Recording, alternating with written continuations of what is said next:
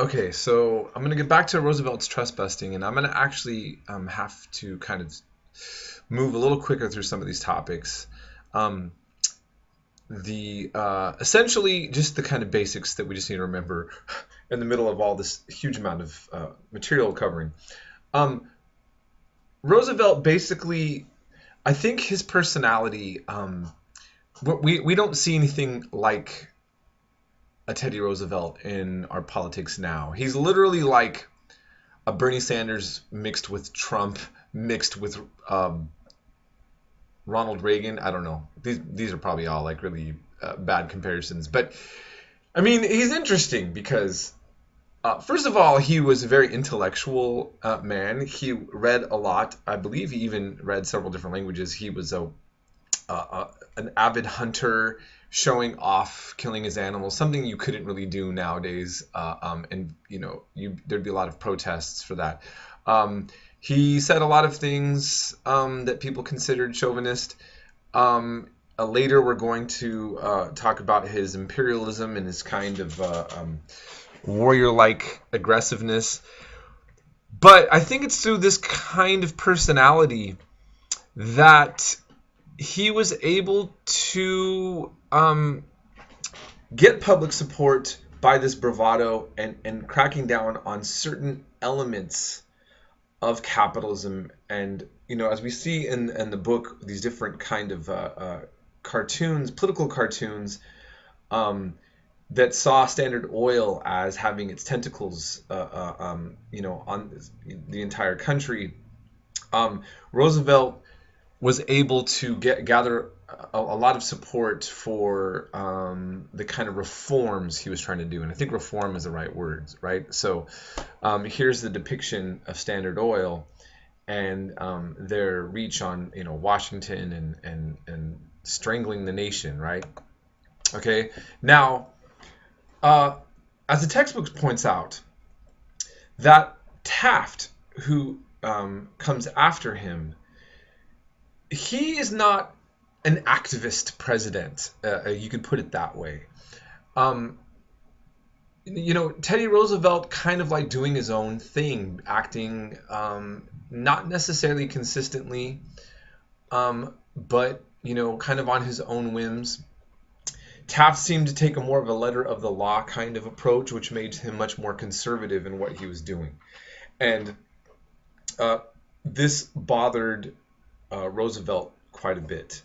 Now, with Wilson, he focused quite a bit on rearranging economic factors for how businesses could operate in regards to tariffs and loans for small businesses, and even dealing with our taxing system.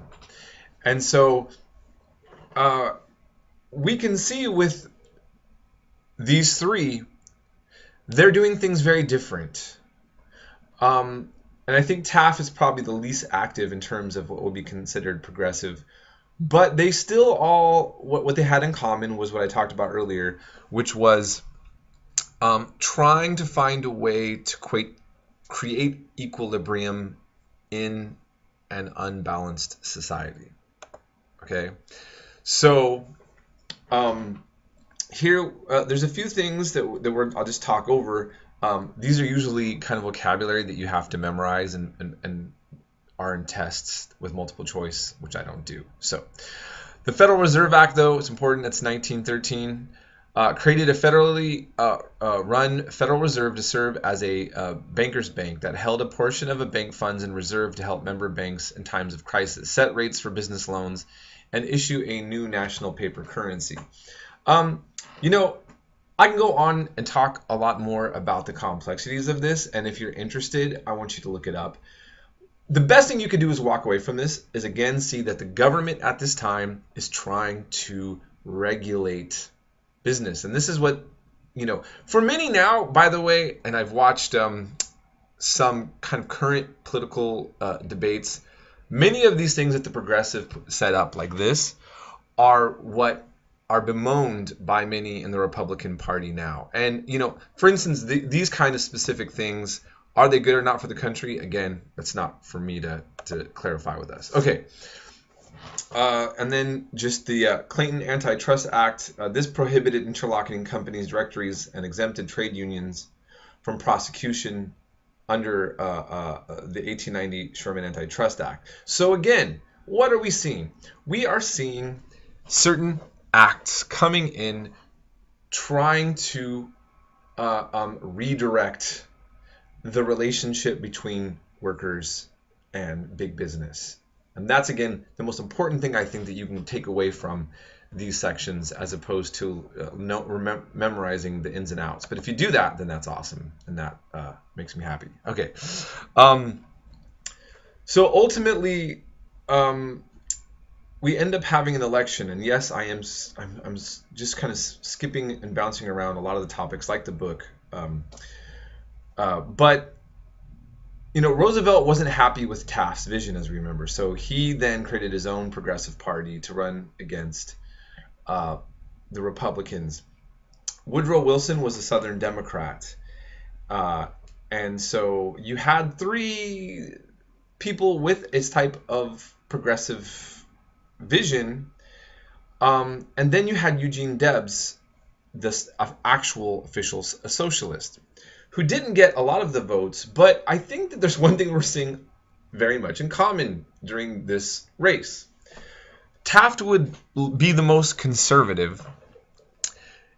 It seems that America decided that big business went too far, that capitalism was kind of in a mess, and that all of the major political trends of this time were about government intervention into the economy. Okay, so now you'll notice that the socialists, despite that they were more popular then than maybe they have been in a long time, they still didn't have a large chunk of America.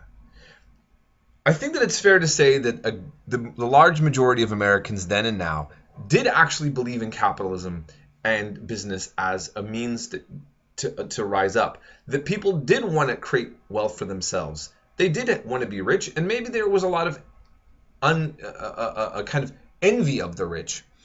But many felt that it wasn't even possible, that upward mobility, I mean, think about this. Capitalism celebrates its legacy that, hey, if you work as a janitor, which is a respectable job, by the way, let me add. But if you're a janitor, and even if you never got the education that you wanted late in life, that you can put your kid through college and they can become a doctor or a lawyer, and that the family can rise up even. So, in other words, that your hard work in some way, even if it's not directly you, maybe it's the next generation, can see the results of rising up.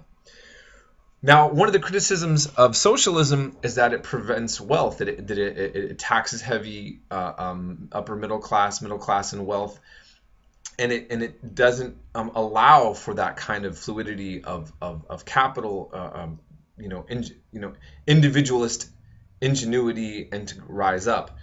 But I think what's also fair to say is that when capitalism then becomes fatalistic, then, and you don't have any social programs, it's easy to see why something like a progressivist or a socialist idea, right, is going to be appealing. If you work hard and you can't rise up and you don't have any kind of social programs to take care of you if you break your leg or, you get sick or something like that, where everything is just crushing you and there's no safety net, you're going to see society uprise, okay? And, this is, I think, some of the things to think about what's going on at this time. All right, so we're going to move away from that topic just for a second, and we're going to just talk about the preservation and the conservation about the environment, okay? So the environment is still a topic now, and it's interesting in this section if we think about what happened in Oregon, if you know about the militiamen who occupied a nature reserve, and there's a big issue that has been for, let's say, cattle ranchers and so forth over public lands versus private lands and the use of public lands are not. This is an issue that's not of big concern to people in the urban sector of society that aren't within agriculture, but it's a big topic. And I've had several of my students tell me about this that are, working in the ag department, and working, planning on being farmers and so forth, and the issue of government regulation in farming. And what does this have to do with this section? Well, we're talking about what humans should be able to do with land in the United States of America. And there was much debate about this for several reasons, which I'm going to cover in the next lecture.